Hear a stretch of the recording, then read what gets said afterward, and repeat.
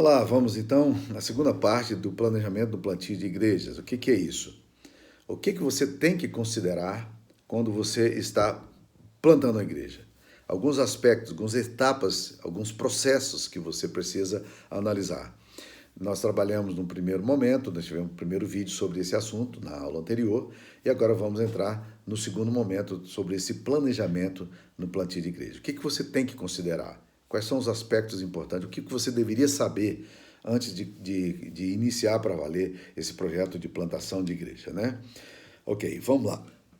Uma outra coisa que eu diria para vocês, em quarto lugar, no planejamento, é que você tem que identificar o seu público-alvo.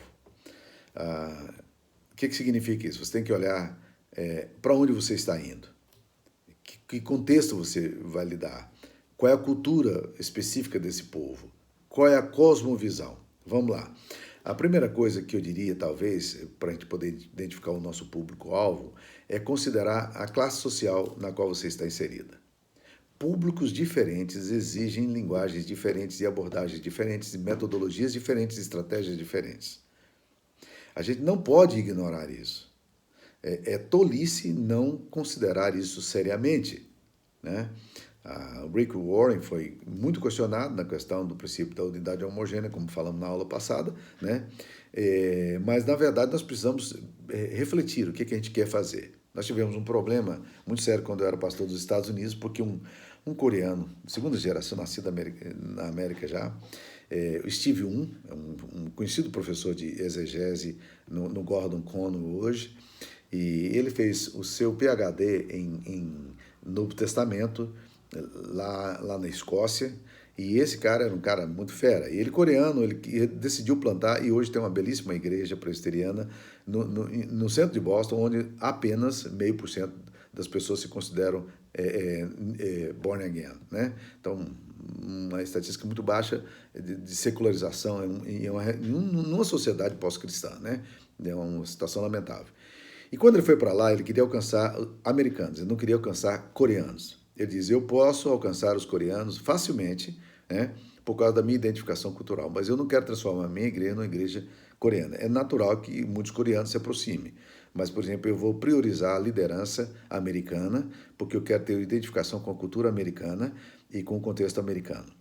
E quando ele trouxe essa abordagem para a reunião do conselho, e nós fomos a igreja que iríamos, era uma igreja multicultural da qual eu participava, né? E nós íamos discutir esse assunto. Um presbítero brasileiro, ele entrou numa crise tremenda, porque ele não entendeu isso. Ele disse quer dizer que se vierem coreanos para a tua igreja, você vai mandar embora, né? Ele disse, não, eu não vou impedir que as pessoas participem da igreja, mas o meu público-alvo são os americanos. E se eu tiver uma igreja que só tem pastor coreano, líder de louvor coreano, secretária coreana, é natural que eu tenha aí uma cultura que de alguma forma não atraia americanos. Eu quero atrair americanos, né? Isso foi uma discussão pesada, chata, mas isso aconteceu, porque é um negócio complicado.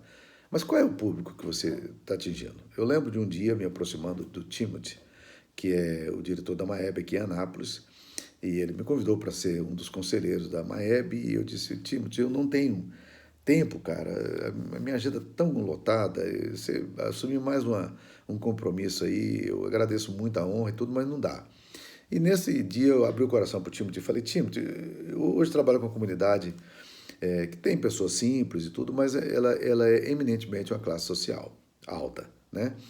E eu disse, cara, eu me sinto como se estivesse em dívida com a classe pobre. Eu queria ter uma abordagem com a classe mais pobre. E ele me falou o seguinte, Samuel, ok, mas quem é que de fato vai cuidar das classes mais altas, né? E aí eu fiquei, né? Foi bom ouvir isso do Timothy, apesar de eu ter levado um choque. Ele diz, você tem um discurso para esse pessoal e Deus tem te usado nesse lugar. Então, não se sinta culpado por não fazer esse ministério hoje, né? Mas ter um olhar para os pobres, mas na verdade há muita gente que precisa ser atingida nessa classe alta. É uma classe muito esquecida. Aliás, eles falam que é um dos grupos sociais menos evangelizados no Brasil, a classe alta, né? Então é interessante. Mas que público é o público que você tem? Segunda coisa que você tem que considerar é a cultura. A cultura é o comportamento que aparece, né, numa sociedade. Estilo de música, estilo de hábitos, costumes, né? Como essas pessoas vivem, que roupa usam, que comida tem, né? Estilo musical, essas coisas tudo vão aparecer na cultura. Cultura é a parte visível do iceberg, né? Aquilo que você vê externamente. A questão da cultura é muito importante, e há estudos aí, eu tenho palestras voltadas para a questão da cultura, né, na aula que eu dou sobre missões transculturais, e está nos meus vídeos aí também, se você quiser ouvir, pode ouvir, né? Mas quando você pensa na cultura, cultura não é uma coisa que você apreende pela lógica, tá? Cultura é alguma coisa que brota numa determinada situação, num determinado contexto, e a sociedade forma um pensamento cultural, né? E cultura, então, ela é adquirida, e eu vou usar uma linguagem aqui que eu gosto de usar, ela vai ser adquirida por osmose e não pela lógica. Por exemplo, você é de uma família e a sua família tem determinados comportamentos, ela lida com dinheiro de um determinado jeito, lida com sexualidade de um determinado jeito, lida com relacionamentos de um determinado jeito, e você está ali dentro e você começa a reproduzir os modelos. Os pentecostais dizem que isso é maldição hereditária. Não, não é maldição, é condicionamento, é aprendizado social. Você vai aprender, você vai agir dessa forma. E você é muito pouco crítico da sua própria cultura, porque é difícil criticar a nossa própria cultura, a nossa forma de ver as coisas, porque nós aprendemos de um jeito e vivemos assim, até na alimentação. Quer ver um exemplo? Se eu perguntar para você qual é a melhor comida do mundo, você vai dizer a comida brasileira, né? E se for mais específico, eu sou mineiro, eu vou dizer a comida mineira, né? Eu aprendi a comer jiló, e eu amo jiló, com angu, com franguinho frito caipira, maravilhoso, eu amo isso aí, né? A minha esposa detesta jiló. Agora, o que é interessante, a minha esposa aprendeu a comer jurubeba, e ela gosta de jurubeba, e jurubeba é muito mais amargo do que jiló. Ela critica que eu como jiló, porque jiló é amargo, né? E eu afirmo que, na verdade, eu como jiló, né? E gosto de jiló, mas, na verdade, a jurubeba, ela é muito mais amarga, né? Mas eu não gosto de jurubeba. Eu não como jurubeba. Se você for para o coreano e perguntar qual é a melhor comida do mundo, ele vai dizer a comida coreana. Por quê? A lógica é o seguinte: você aprendeu a comer aquele tipo de coisa. Então, comida é uma cultura também. Você aprende a comer de um determinado jeito. E isso é alguma coisa que é muito importante, que isso é alguma coisa muito séria, tá? E vale a pena a gente considerar isso aí, né? Então, cultura é isso aí. Que cultura existe aqui? Agora, por detrás da cultura existe um terceiro ponto que tem que ser considerado, que é o público-alvo, né? Quando você vai identificar o público-alvo, que é a cosmovisão. A cosmovisão é muito mais complexa do que a cultura. A cultura é aquilo que brota, é o que você percebe dos comportamentos, dos hábitos, dos costumes, na alimentação, na musicalidade, né? Mas existe por detrás a cosmovisão. A cosmovisão é o substrato da cultura. Cosmovisão é aquilo que embasa a cultura, tá? Então, às vezes, por exemplo, os missionários vão evangelizar uma determinada cultura, indígena, ou autóctone, um país diferente, e quando eles chegam ali, eles pregam o evangelho e as pessoas aceitam Jesus. Aí eles ficam todos felizes e prestam relatório: 10 pessoas aceitaram Jesus, né? Mas não significa que essas pessoas se tornaram verdadeiramente discípulos de Cristo. Porque os pressupostos que eles têm acerca, por exemplo, da vida eterna, relacionada à ancestralidade, pode estar ainda presentes ali, né? Eles adotam Jesus, mas eles não renunciam à cosmovisão que eles têm, à compreensão que eles têm. Então, para eles adotar mais um Deus, na sua compreensão, está tudo ok. Vocês estão percebendo o risco que a gente tem? Por quê? Porque a gente não considerou as coisas que estão subjacentes àquilo ali. Deixa eu contar um exemplo para vocês aqui, que eu li no livro O Homem do Chapéu de Couro, do Paul Long, que foi missionário no Brasil e foi missionário também em Congo, na África. E ele conta a história de que em Congo eles estavam plantando igreja numa determinada aldeia e um rapaz se converteu e se tornou um dos melhores discípulos dele, um presbítero, um homem e ele consagrou aquele menino como evangelista, colocou aquele homem ali para trabalhar, ele era um homem comprometido e tudo, né? Mas um determinado dia, ele ouviu uma história, ele estava longe do campo nessa época, e ele ouviu a história de que aquele cara tinha voltado para os cultos anteriores, para as religiões antigas. Ele disse, não, não é possível. Depois de tanto tempo de discipulado e tal, o que aconteceu? Ele era, a esposa dele era estéril.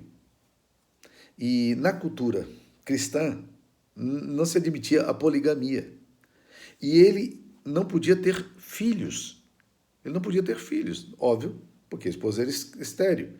E na cabeça dele, não ter filho era a coisa a coisa pior que poderia acontecer para uma pessoa. Porque você não deixa a sua marca na história. E ele então voltou para os rudimentos da sua antiga religião, né? E abandonou o cristianismo para casar-se com outra mulher, ter uma segunda mulher e aí agora ter a possibilidade de ter filhos. Olha como é que a cosmovisão está ali, né? Então, muitas vezes, quando você faz as coisas que você faz, você emite comportamentos culturais, você nunca para considerar as influências que estão marcando essa reação sua, essa atitude sua. E toda cultura tem isso, toda sociedade tem isso, tá? Então, nós precisamos identificar nosso público-alvo considerando isso aí, tá? Quando você está, então, ainda nessa fase de preparação, outro aspecto que eu consideraria com você é encontre o local adequado. Se você está plantando uma igreja, você vai precisar de um lugar. Quando eu fui plantar a igreja nos Estados Unidos, eu comecei na minha casa. Por quê? Porque eu percebi que os brasileiros e portugueses, eles eram muito isolados e eles eram muito carentes de paternidade. Essa coisa de casa, de pai, de figura mais... essa questão do estilão mineiro, né? Das pessoas brasileiras que precisam de orientação mais próxima e tudo. E a casa minha se tornou um ponto muito fantástico, além do fato de que a gente não tinha que pagar aluguel. Então, as pessoas se reuniam na minha casa, o culto era na sala, nós tínhamos dois quartos, um quarto meu e dos meus filhos, e no quarto dos meus filhos ficava um grupo de crianças, e no outro quarto, no meu quarto, ficava outro grupo de crianças, né? Então, as pessoas se reuniam ali, né? Mas, por exemplo, quando você vai para o culto público, é muito importante que você considere esse local. Primeira coisa que eu diria é visibilidade. Esse local ele é visível, as pessoas conhecem esse local, né? Elas passam por ali e veem, né? Esse local. Eu fui uma vez pregar numa igreja no interior de São Paulo e naquela época não tinha GPS. E eu fui pregar nessa igreja, ele me deu o roteiro e eu fui direitinho na direção que ele havia me dado, né? Mas eu peguei uma rua de baixo e não conseguia encontrar essa rua onde estava a igreja. E eu parei em vários lugares, perguntei para várias pessoas, questão de 100 metros de distância, nenhuma pessoa conhecia essa igreja. Porque essa igreja estava numa rua que era pouco movimentada, né? Eles não sabiam onde era essa igreja. E eu cheguei para o pastor e falei, pastor, a sua igreja não é conhecida no bairro, cara. Ninguém sabe da sua existência. Então a questão da visibilidade é muito importante. Como é que você vai fazer com que a sua igreja, o seu templo, o local onde você se reúne, se torne conhecido da cidade, se conhecido? Alguns anos atrás eu fui visitar uma cidade, aliás, eu tinha um membro da minha igreja que é uma médica, que estava mudando para uma cidade do interior de Goiás, porque o marido dela tinha arrumado emprego nesse lugar, e ela, como médica neuropediatra, era fácil arrumar trabalho, né? Ela arrumou logo em seguida. E ela foi para acompanhar o marido dela, e chegou lá, ela procurou a igreja. E eu falei da igreja que estava lá e tal. Ela disse, pastor, não tem jeito de chegar nessa igreja. É o lugar mais escondido, é num bairro, é uma cidade de 80 mil habitantes, num bairro muito escondido, muito difícil chegar lá. E quando chegamos lá, nós esbarramos no outro problema. A cabeça das pessoas que estavam ali naquele lugar era muito diferente, nós não conseguimos identificar, foi muito difícil, nós não estamos conseguindo. Eles foram para a igreja cristã evangélica, que ficava no centro, uma igreja mais constituída, e procuraram uma comunidade nova, e foram para a igreja cristã evangélica. Por quê? Porque a visibilidade é muito complicada. E isso tem outro aspecto, a acessibilidade. Às vezes a igreja a igreja não tem acessibilidade, como nesse caso aí que eu falei também, que expressa bem esse ponto, né? As pessoas precisam ter acesso a essa igreja com facilidade. E se você vai para um lugar muito desconhecido, muito difícil de acesso, você pode certamente contar com o fato de que você vai ter problema. Um outro aspecto que consideraria hoje seriamente é se você está plantando igreja, considere a possibilidade de ter um estacionamento fácil. As pessoas têm muita dificuldade de fazer isso. Aqui em Anápolis, se eu fosse plantar a igreja, se tivesse que escolher um local, eu tentaria descobrir uma igreja perto de feirão. Aqui tem uns feirões cobertos, né, que tem muito estacionamento. Os feirões funcionam em dias específicos da semana. Então, praticamente a semana inteira é obsoleto aquilo ali. Tem muito estacionamento. Então, você comprando um lote, você já tem todo o estacionamento disponível para você. É só questão de não fazer a programação e torcer para que a sua programação não seja no dia o feirão ali não seja no dia domingo, no dia do seu culto, né? Porque aí complicaria. Mas é uma ideia interessante para a gente poder pensar, né? Estacionamento é fundamental. A nossa igreja começou a crescer muito aqui. O que aconteceu? As pessoas não achavam estacionamento e as pessoas começaram a parar de ir para a igreja, porque uma madame com 2 filhos indo para a igreja e tendo que colocar o seu carro a 100 metros de distância da igreja para atravessar uma rua no centro, que é bem deserta nesse dia domingo, ela não vai para a igreja. Ela vai encontrar obstáculo e não vai comparecer ao culto. Então, considere essas coisas. Encontre o local adequado. É muito importante que você faça isso. Eu fui a Belo Horizonte alguns anos atrás e a Igreja Presbiteriana de Belo Horizonte, a primeira, é conhecida por ser uma igreja que planta muitas igrejas. E aí eles me falaram de um pastor que plantou uma igreja com um ano. Com um ano ele conseguiu organizar uma igreja. Eu falei, rapaz, essa estatística é surpreendente. Eu estou atrás de plantadores de igreja que plantam igreja com um ano, né? Porque os recursos são limitados e quando você começa a plantar a igreja e o projeto demora demais, fica muito pesado para a igreja ao longo dos anos, né? E eu fui conversar com esse cara, paguei um almoço para ele, para a esposa dele, a minha esposa estava junto também, nós fomos conversar. Ele era um empresário, e tinha trabalhado numa multinacional, depois se sentiu chamado para o ministério, né? E foi para o seminário e queria plantar a igreja. Ele convenceu o conselho de plantar a igreja num determinado local em Belo Horizonte. E eu disse, por que você quis plantar nesse lugar? Ele disse, Samuel, eu passava sempre por lá. E toda vez que eu olhava, eu dizia, rapaz, nesse raio aqui, nessa região, não tem, nessa questão geográfica aqui, não tem igreja presbiteriana. E outra coisa, eu olhava e dizia assim, isso aqui é muito fácil as pessoas identificarem. Uma placa aqui, as pessoas que passaram na beira da BR vão ver, havia uma avenida grande na região, e ele alugou um espaço ali, e muitas pessoas que estavam naquela região disseram, rapaz, nós estamos procurando uma igreja aqui por perto, e não tem. E foram para lá. Resultado, em um ano, esse cara organizou a igreja, né? Então, uma estratégia muito interessante que deve ser considerada. Vamos a um outro ponto. Quando você vai começar a sua igreja, faça uma pergunta simples para você. As pessoas sabem da minha existência? A cidade sabe que eu existo? Se eles um dia quiserem uma igreja, eles sabem que existe uma igreja aqui? Nesse sentido, meus queridos irmãos, eu até sugeriria uma coisa que é bem complexa, porque é muito cara. Mas se você tiver recurso e puder fazer isso, valeria a pena considerar um outdoor. Né? Já imaginou você colocar um outdoor numa determinada região?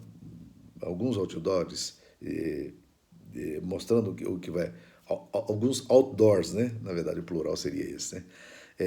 Mostrando onde é que as coisas estão. Né? A outra coisa, os programas são adequados? O que você está fazendo se encaixa com o perfil daquela região, daquelas pessoas, né? E aí volta a questão da cultura, a questão da cosmovisão, a questão da linguagem das pessoas, né? No desenvolvimento do ministério, eu consideraria aí uns 7 ou 8 pontos que eu acho que são importantes. O primeiro deles, estilo de louvor. Como disse, a liturgia é fundamental na questão da identificação que você vai ter na sua nova igreja. Então, determine o estilo de culto que você vai ter. Né? Um estilo de culto bom pode atrair muitas pessoas. Segunda coisa, desenvolver relacionamentos.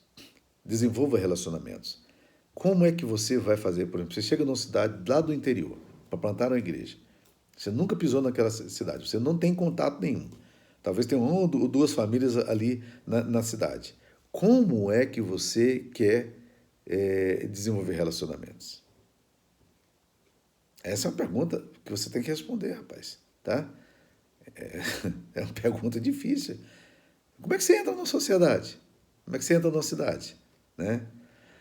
Quando eu estava nos Estados Unidos plantando igreja, o pastor americano que veio trabalhar comigo, ele veio da Carolina do Norte, ele era pastor de uma igreja de 1.100 membros e resolveu aceitar o apelo nosso para vir plantar a igreja, o lado americano da nossa congregação, lá em Cambridge, né? E eu lembro bem quando o primeiro culto que nós fizemos ali do lado americano com ele, né? Já tinha cultos americanos, mas tinha 21 pessoas presentes. Só que da família dele tinha 6, né? Então era uma família grande. E 21 americanos só presentes. E eu insisti com ele para ele comprar uma casa. Ele vendeu a casa dele em Carolina do Norte. Insisti para ele comprar a casa próxima à minha, em Medford, que ficava a cerca de 10 milhas da igreja. E ele disse, não, eu quero comprar uma casa em Cambridge. Mas Cambridge, as casas eram muito caras.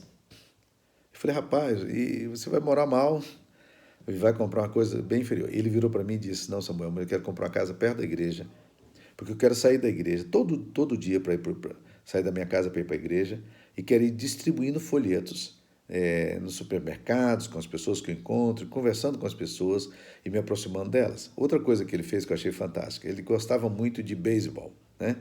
E ele então se voluntariou na escola de Cambridge para poder ser um coaching, né? Um técnico, um auxiliar técnico ali para o beisebol. Olha que ideia interessante. Ele se aproximar disso aí para tentar fazer. Como é que você vai desenvolver relacionamentos? Hobby, esportes, são coisas extremamente importantes para isso. Mas uma das coisas que sempre é muito bom para estabelecer relacionamento é ter a casa aberta, né? Uma família hospitaleira de plantador de igreja auxilia muito nesse processo. É a questão, por exemplo, de você convidar pessoas para vir almoçar, pais, amigos dos seus filhos, cujos filhos são amigos dos seus filhos, e aí você os convida para participar, né? Mas você tem que descobrir como é que você pode desenvolver relacionamentos. Às vezes é um hobby que você desenvolve. Meu pai foi ganho para Jesus por um pastor batista que era viciado em caçada. Meu pai também doido com caçada. E eles se tornaram amigos. E meu pai e esse pastor batista iam caçar. E aí, cara, imagine. Ali meu pai ouvindo o evangelho, ouvindo o testemunho do cara, né? Meu pai que não queria muita coisa com o evangelho, mas queria caçar. E encontrava um pastor, uma pessoa disponível durante a semana para poder caçar com meu pai, que era um empresário e tinha flexibilidade no horário. E aos poucos ele foi se aproximando do evangelho até que Jesus alcançasse o coração dele, né? Terceira coisa que eu diria é contextualização. Excesso de contextualização gera sincretismo, a gente sabe disso, né? Então não é contextualização a qualquer custo. Mas a ausência de contextualização gera gueto. Se a sua igreja, se a sua abordagem não é contextualizada, você pode estar certo que você vai se isolar cada vez mais e não vai conseguir atingir as pessoas. Então considere a exata proporção da contextualização. Ela é fundamental para isso. Um outro aspecto que eu diria é a dependência de Deus. Quando você está desenvolvendo o ministério, você tem que entender que a igreja é de Jesus. É Ele quem edifica a igreja. Por mais que você ouça falar por isso, ainda é pouco. Por quê?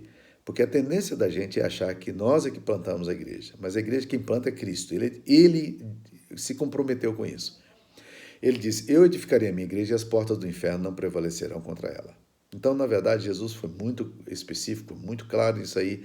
Nós precisamos realmente depender de Cristo. Paulo diz, nós somos cooperadores com Cristo. Eu plantei, Apolo regou, mas o crescimento vem de Deus. Quem dá crescimento é Deus. Quem faz a obra é Deus. Se o Espírito não converter o coração do pecador, ele não vai se arrepender dos seus pecados, não vai mudar o seu estilo de vida. Então é fundamental que você saiba que você precisa depender de Deus. Outro aspecto que você precisa considerar é a evangelização. Como é que você vai evangelizar? muitos plantadores de igreja, infelizmente, vão para o campo, mas eles nunca levaram uma pessoa a Jesus através de uma evangelização pessoal. Aí é óbvio, a efetividade que eles vão ter na plantação de igreja vai ser mínima, porque eles não são evangelistas. Então, se você vai plantar igreja, considere a possibilidade de se dedicar a isso, né? A esse afã, né? Cumpra esse trabalho de evangelista, como diz Paulo, né? Desempenha bem esse trabalho de evangelista. Alguns cursos podem te ajudar. Por exemplo, evangelismo explosivo. É uma ferramenta maravilhosa para te ajudar a fazer isso aí, meu querido. Então, se você tem dificuldade, faça o curso de evangelismo explosivo. Eles oferecem oficinas em diversos lugares no Brasil, tá?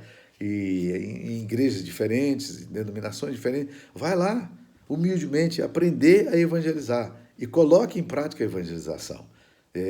Ore por pessoas específicas, para que Deus te dê portas para que você possa chegar no universo delas, a comunicar o evangelho, ser atraente na forma de se aproximar, que o Espírito gere aquilo que Atos 2 fala, que a igreja contava com simpatia de todo o povo. Enquanto isso, acrescentava-se-lhes o Senhor dia a dia os que iam sendo salvos. Para que a obra de Deus seja efetiva na evangelização, é fundamental que você conte com a simpatia do povo. Então, desenvolver relacionamentos vai se tornar uma porta aberta para evangelização. Vamos mais um ponto.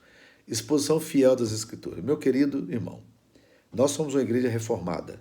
Nós somos reformados. E uma das coisas que nós não negociamos nos nossos valores e princípios é a exposição fiel das Escrituras. Aprenda a ter sermões bíblicos, expositivos, cristocêntricos e creia no poder da mensagem. Não invente discurso neopentecostal, de alta ajuda, de teologia da prosperidade, de cura, sabe? Não.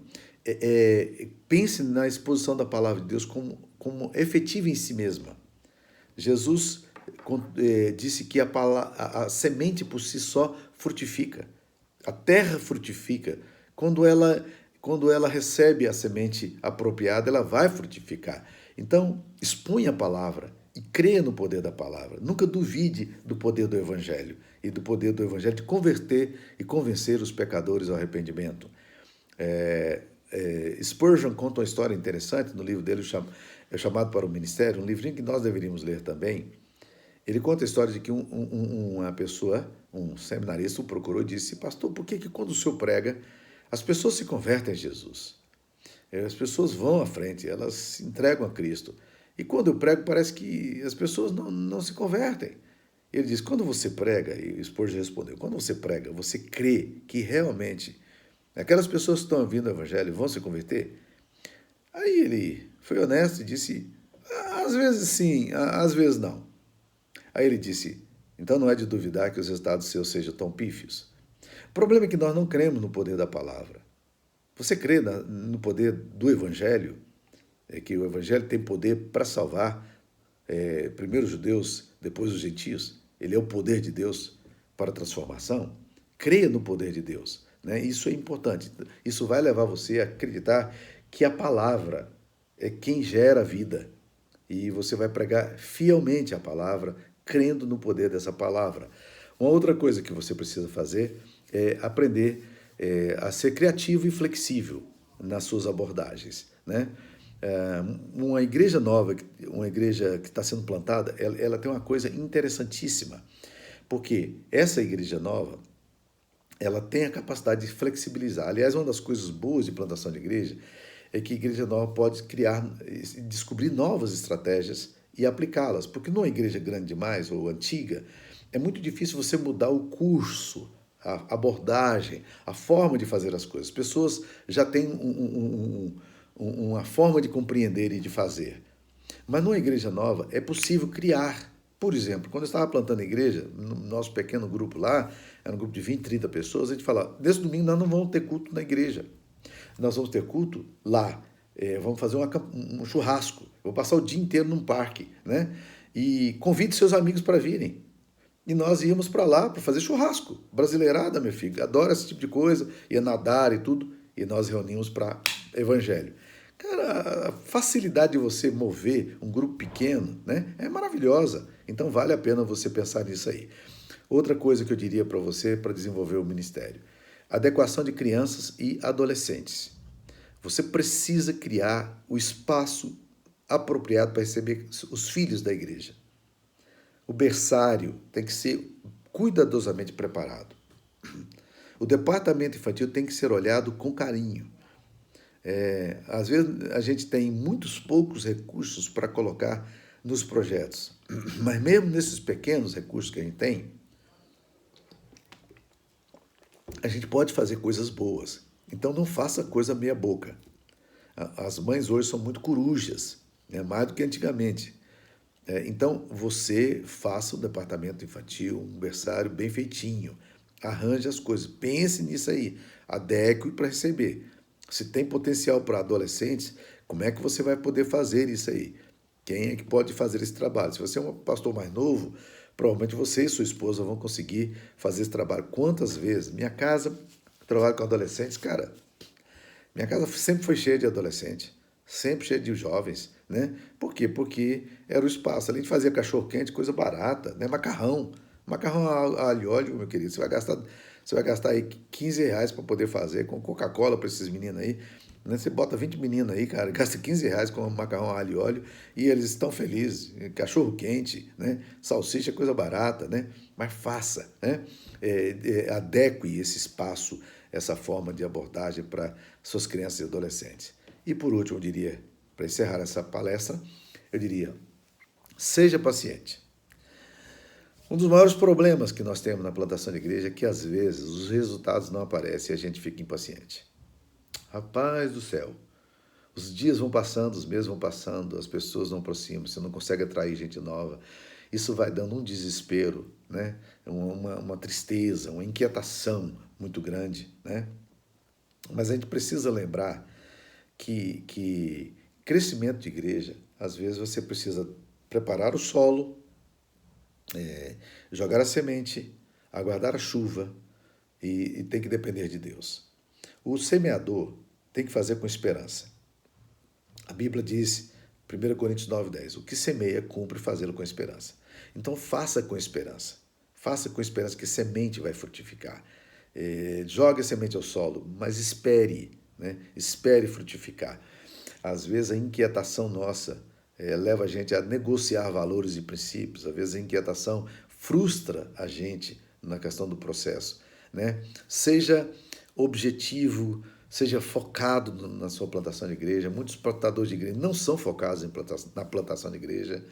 Eles têm tantos projetos, eles estão fazendo curso, eles estão estudando, eles estão dando aula, estão não sei o quê, papapá, e não tem foco nenhum em plantação de igreja. Mas se você tem foco em plantação de igreja, você pode fazer com esperança que os frutos virão. Deus vai abençoar o seu ministério, né? E plantação de igreja tem um outro aspecto também. Às vezes você atrai um determinado número de pessoas, então seu grupo sai ali de 20 para 30, 35 pessoas. Veja só, estamos falando de crescimento de quase 100%, gente, né? Quando você tem uma igreja de 20 membros e você recebe 2 pessoas, a sua igreja cresceu 10%. É fantástico, né? É bem maior do que a estatística do presbitério. Mas aí você vai para 35%, mas parece que chega num platô, e aí de 35% não cresce mais, parece que fica 6 meses, 8 meses, parece que não vai, aí parece que elas crescem em saltos, né? Eu já tenho percebido, isso gera uma impaciência tremenda na gente, de querer ver os frutos sazonados, né? Ver um ministério frutífero, como a gente sonha, e como sonha aqueles que amam a Deus e aguardam no Senhor. Que Deus abençoe sua vida e que você se sinta encorajado com essa palestra. Fique na paz.